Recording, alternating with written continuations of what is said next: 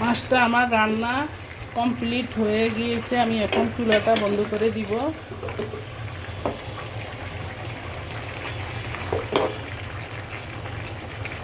পুঁই শাক দিয়ে পাঙ্গাস মাছ দেখতে খুব লোভনীয়, অসাধারণ। আশা করি খেতে অনেক ভালো লাগবে।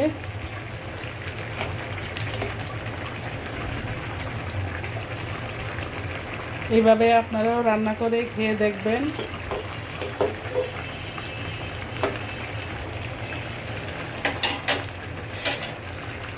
আমার হাত প্রচণ্ড জ্বলে যাচ্ছে দর্শক, তা নিয়েই আপনাদের সাথে রান্না শেয়ার করলাম। আপনারা দেখতে থাকুন, সাথে থাকুন।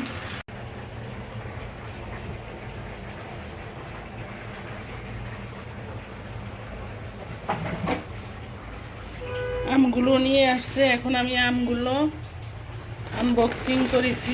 এখন নাহলে গরমে আমের ভিতরে একদম গরম একটা ভাপ বের হচ্ছে। গরমে এইভাবে রেখে দিলে, কার্টুন এইভাবে আটকানো ছিল, আমি প্যাকেটটা খুলে ফেলেছি। এখন অনেক গরম একটা ভাপ বের হয়েছে। খুলে আমি একদম সরাসরি খোলা রাখছি যাতে নষ্ট না হয়, আমগুলো স্বাভাবিকভাবে পেকে যায়। তা না হলে এরকম দাগ পড়ে যাবে আটকানো থাকলে। আমি সব দেখতে আসি, মোটামুটি ভালো। এটা হচ্ছে হিমসাগর আম। এটা চাপাই নবাবগঞ্জ থেকে, চাপাই নবাবপুর থেকে এনেছে।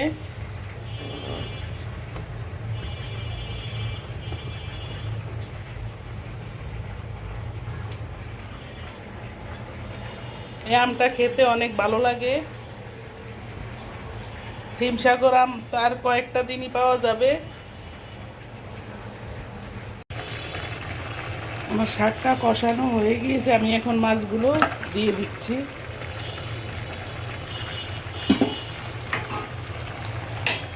মাছগুলো দিয়ে নেড়ে চেড়ে দিচ্ছি।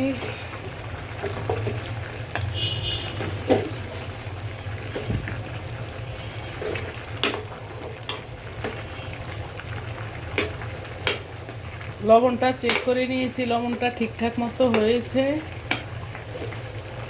মাছগুলো দিয়ে কিছুক্ষণ জাল দিয়ে নিতে হবে।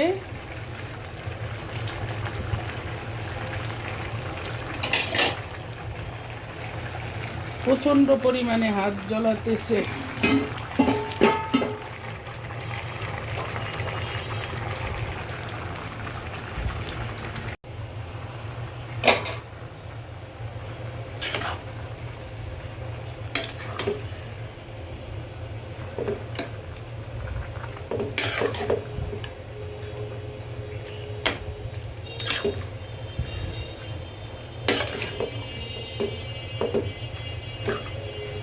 এভাবে শাকটা কষিয়ে নিয়ে মাছগুলো দিয়ে দিব, আর একটু কষাতে হবে। আমার হাত প্রচণ্ড পরিমাণে জ্বলে যাচ্ছে, দেখেন দর্শক, হাতে ঠুস পড়ে গেছে। এই যে সাথে সাথে হাতে ঠুস পড়ে গিয়েছে, এই পাশে ঠুস পড়ছে, এই আঙ্গুলে, এই পাশে অনেক জ্বলাচ্ছে হাত। আপনাদের সাথে তো শেয়ার করতেই হবে, কি করবো, এ নিয়েই কাজ করতে আসি। দেখেন।